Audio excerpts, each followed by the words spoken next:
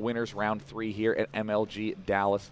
Going to join Desert Oasis. It's one of those maps where you actually don't have to have a super crazy, ultra-specific plan. It's not like the sort of map where you have some sort of intentional cheese set up on it, but it is the sort of map where you have a good overall long-term plan. Socke is very good at just getting some late-game Void Rays on this map once Terran is spread out to begin chewing through supply depots and buildings in the Terran's main. He's very good about taking expansions and throwing down Templar, Zealots, all over the place, and hopefully eventually a mothership. Oh, Num. Eventually it may happen. So all right, we're just waiting for Jinro. You know, this happened last time where we, for whatever reason, we could desperately not wanted to invite him the to the game, and it would not let us. Yeah. So Okay. Jinro is going to log out, log back in, and we are going to re-invite him to the game. Now, Socke is probably going to have a lot of comfort on this map because most good players want the game to go on longer. That's where really the automation you have in your brain takes over, and you stop having to worry about, you know, all the specific crazy early game antics and that sort of jazz. So he's going to be able to get away with just progressing to the late game no matter what. All right, there we go. Finally able to bring him in. Okay, Jinro looking good, accepting that invite. Socke also looking good. Thank you very much. And we're going to make sure the players are ready.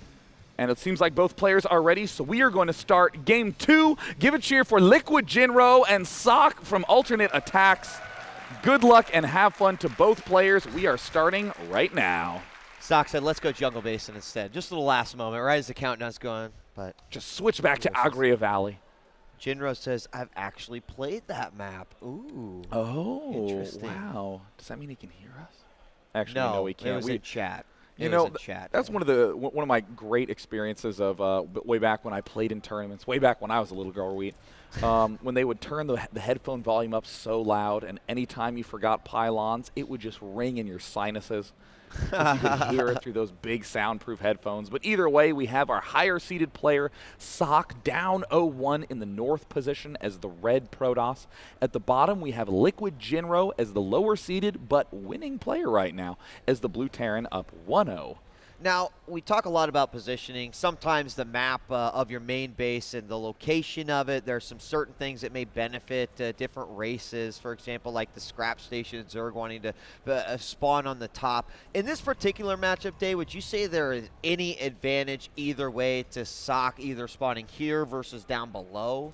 I don't really think that there's going to be too huge of a difference. There's no ultra exploitable tactics. I mean, really, on this map, the one thing that you need to be absolutely certain of is that your late game and your macro is very, very good, because there's just so much action spread out and so much discomfort as you get 3 and 4 bases that you need to be one of those players who's real calm about watching the minimap regularly and keeping that money low. And then you had mentioned the concept of taking it to the late game, you know, utilizing even Void Rays or any other units that can cross those gaps quickly. Do you think we could see an early?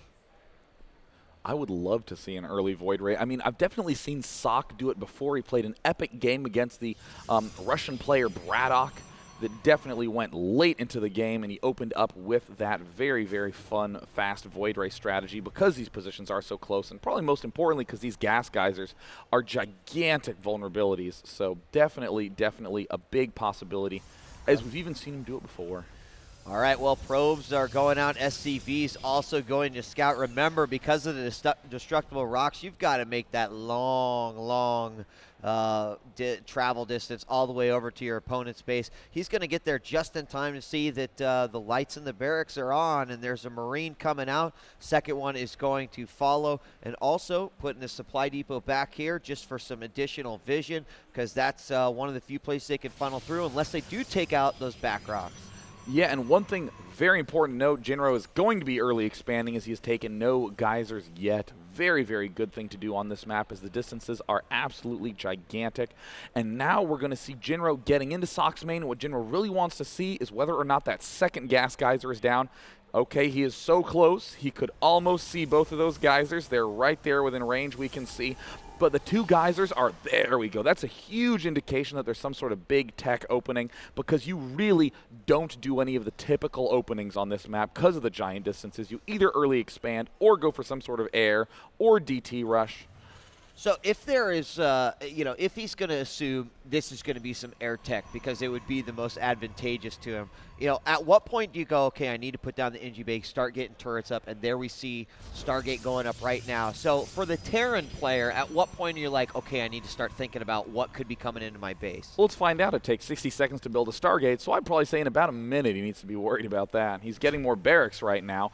Generally, you want Stim against Void Rays, but he just doesn't have enough time to do that, so he might be spending an excess of money on those turrets, or he might just try to go straight up balls out and do only Marines without Stim. We see the 4 barracks going down right now, so Jinro will not only have some defense for this, but will also have the ability to be aggressive back, and Socke's Stargate is rapidly finishing.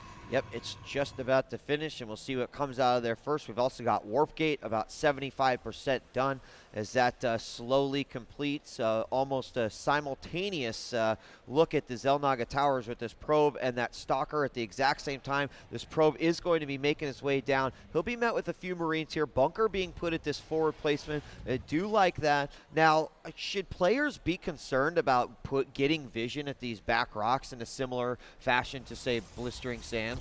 Yeah, eventually, I would say. But rushing for it, I'm not the biggest fan of. Oh, Socke, you're so cool. He's getting Phoenixes. He's playing straight up Noni style.